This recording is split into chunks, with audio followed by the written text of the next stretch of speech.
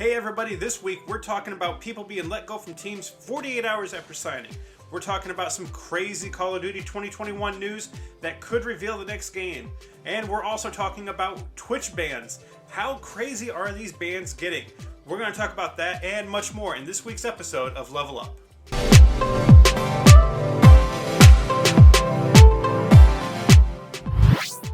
Hey everybody, I'm Blinger. Thank you for joining me for this week's episode of Level Up. We're going to start right off with Call of Duty news. 2021, Eurogamer has confirmed reports from modernwarzone.com that the 2021 Call of Duty will be none other than Call of Duty Modern Warfare 2 Vanguard.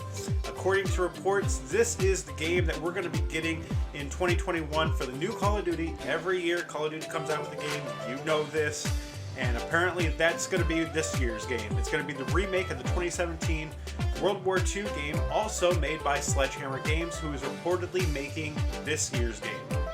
Eurogamer says that Activision plans to, quote, stick with the Vanguard subtitle for the final version, but disagrees with Modern Warzone's claim that the game could take place in an alternate timeline where 1945 wasn't the end of World War II. Instead, EG believes that Vanguard will be a traditional World War II setting like what we saw in the 2017 release from Sledgehammer Games. Now, if you're having trouble remembering which development company Sledgehammer Games is, like we said, they're the one that released the 2017 Call of Duty World War II, as well as Advanced Warfare. Not my favorite installments of the Call of Duty franchises. I think there's a lot better ones out there. Most recently, Black Ops. That franchise is only hands down, only second to the Modern Warfare series. I think the Modern Warfare series is the all-time best series of the Call of Duty franchise. I think it's hard to top price, and so their story and character development and the overall gameplay of those games, I think, was among the top that we've ever seen in the Call of Duty franchise. But let me know what you think. Are you a fan of Sledgehammer Games? Do you like the idea of this new Call of Duty? Are you looking forward to it already? Or do you wish that Call of Duty would kind of head in a different direction? Let me know in the comments below. In other Call of Duty news, some breaking news here. One of Warzone's most popular third-party person sites, SBMM Warzone, was shut down after being pursued and asked by Activision lawyers. Despite the shutdown, this means likely a return of VPN and reverse boosters, so we're probably going to see an increase in cheating now that this website is gone. SBMM has released a statement saying that they've reached out to Activision's lawyers because of the shutdown, which the lawyers have asked them to do. They're hoping to honor a non-specific agreement between Activision and themselves to be able to become a partner so that they can actually have access to the API of Activision. Now, one of the biggest problems for this website is the fact that they're probably making money. They do have a paid feature in this website that players are able to pay for certain features. Now, in my opinion, that's probably one of the biggest reasons why Activision is going after shutting this site down, because they're not a partner with Activision. They really have no links to Activision other than the fact that they use Activision's intellectual property to make money themselves. And let's be honest, that's probably where Activision isn't really too happy with them, because if Activision isn't getting theirs, you're not getting yours. Activision is a huge moneymaker, and obviously Call of Duty being their biggest moneymaker year after year, they're not going to let you make money if they're not making money off of whatever you're doing. So there is a chance that SBMM Warzone could come back in the future if they are able to become partners with Activision. That could be something that we see in the future. We don't know. But for now, with this site being shut down, for those of you who are unaware of what this website is, it's basically a way for you to track your lobby, see where they measure up in relation to you and your friends, be able to see if maybe there's a hacker or cheater somewhere, somebody that's in there able to spot boosters and cheaters and reverse boosters and VPNs and things like that. So it's a great way to level out the playing field. And for anybody that remembers what the last few months have been like before all of these sites that really came in to start knocking down these cheaters, cheating was rampant. You can go on almost any lobby and get killed by a cheater, and there was nothing you could do. Activision's recently come in and banned over like 100,000 accounts of cheaters and things like that to try to get things under control. And websites like this definitely help the normal people be able to filter out those people that might be cheating. Or even if you're trying to do like a Warzone tournament or something like that, this was a great way to help to make sure that things were fair across the board.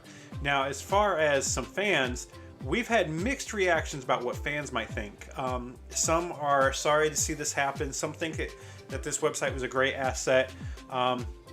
Some hope that, that they will be able to become a partnership and be able to work with Activision in the future. Others obviously outraged that this site is gone. But some also think that, well, duh, you were charging people. That was the problem. So whether we see this site come back, it's a little bit too early to tell, but we don't know yet. We'll see in the future. What do you guys think? Is this a site that you used regularly? Not? Let me know in the comments what you feel about this. So we're learning more about the TSM Lunarkats mutual decision to part ways. For those of you that didn't hear, Lunarkats signed on to the TSM Valeriant team, an all-female roster for TSM. And 48 hours after signing, her and TSM decided to mutually part ways. And at first there was a lot of confusion, speculation, and rumors floating around about what was the cause of this. But now we've learned that it's from an old Snapchat rant that she posted from 2019. Basically, whatever was posted was bad enough to where TSM felt like this isn't something we want to be a part of. There was something brought to their attention after she signed. And her and TSM have decided to part ways. Lunarkats has come out and said that there's no slurs involved, there's no vulgar language, but whatever it was, TSM obviously felt it was something that they needed to distance themselves from before it came out, something that they really didn't want to be a part of. Lunarkats took to her Twitch channel and she talked to her fans and followers about her decision to mutually leave the team, as well as she owned up to the consequences and her mistakes. She felt like that she got away with it in 2019, and she said, quote, that she's glad that now somebody has held her accountable, end quote, to basically own up to what she said back then. She apologized then after removing it from her Snapchat account shortly after posting it. She realized then it was wrong. Somebody saved it, and now it's been come back to bite her in the butt. A very valuable lesson for a young streamer. Anything you put online is going to be there permanently. Somebody's going to save it. Somebody's going to clip it. Nothing is gone forever once it's on the internet. I feel like I got a chance to watch her stream in length, and I definitely feel like she was definitely very genuine, apologetic. Definitely going to be using this as a learning experience, and I really hope to see her on another team soon. I think she's a very talented player and streamer, and she's definitely going to be a player that I hope somebody picks up. She's going to use this as a learning experience, and hopefully we can see her back in action on a team playing Valeriant very soon. But for now, you can still catch her on her social media channels and her Twitch channels. Now time to pay some bills and thank one of our sponsors, Rogue Energy, the only drink company in the world specifically geared towards gaming with 4 unique product lines. Energy, the perfect alternative to sugar-filled energy drink. Extreme, which will provide you with the most energy, focus, and performance possible. Hydration, same great taste with no caffeine. And Shake, a mouth-watering zero-calorie energy milkshake. It's time you try the best gaming energy drink on the planet. Head over to rogueenergy.com to get started and use code TRUEVENOM to save on every order.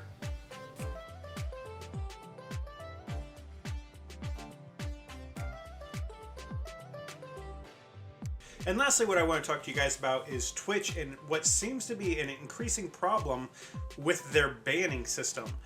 Recently, even a well-known streamer like Ryan Higa was banned while playing with very big profile, high-name players like Valkyrae and Toast and other streamers, and out of nowhere he just gets disconnected, he gets kicked offline, and he gets an email saying he's banned for hateful content, which anybody that watches his stuff knows that is highly unlikely.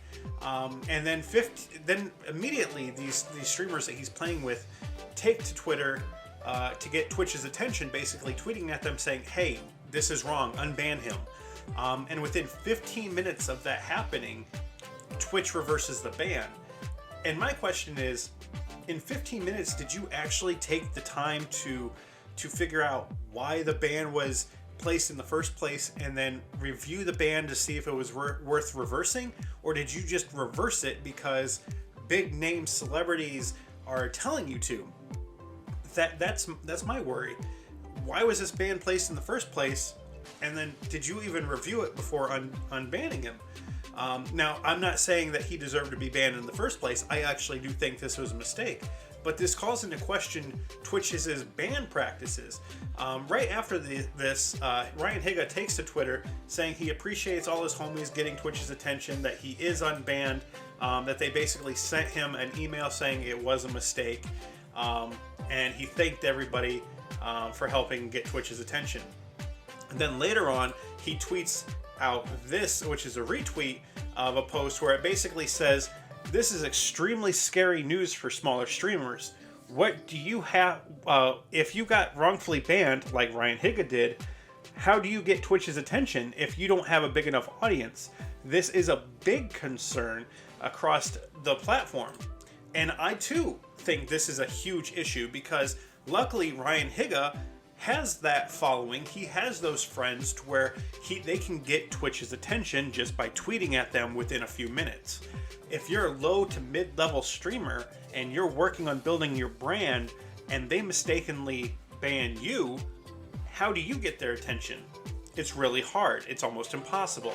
So unless you have these people that can go to bat for you that Twitch already knows and they basically don't want to make these people mad, how do you get back in if they wrongfully ban you? Is there an appeals process? Nobody really knows because Twitch is so closed-doored when it comes to their banning policies or their review policies. It's so hard for you to get back in if you are banned, and there's really no avenue of approach. And I think Twitch really needs to overhaul their ban system here and look at what are we doing now that's not working, because they could, as we've seen and as they've just admitted twice in the last month, where we have a high-level big name streamer like Ryan Higa. Even a few weeks ago we had Tommy from 100 Thieves accidentally get banned for 5 hours. It's things like this that kind of make you wonder what is going on that you guys are mistakenly banning people. And if it's happening to big name people, chances are it's happening to low level to mid-tier streamers as well, and they don't have the audience or the pull to get Twitch's attention. I think that's something that Twitch really needs to look at. There needs to be an official team that is actually in charge of not only deciding who gets banned, reviewing what they're getting banned for, but also you need a team that's geared specifically towards reviews. There needs to be an review process, an appeals process, something other than what you're doing now, because I don't think it's working. And ladies and gentlemen, that's all the time we have for today. Thank you for joining me on this edition of Level Up.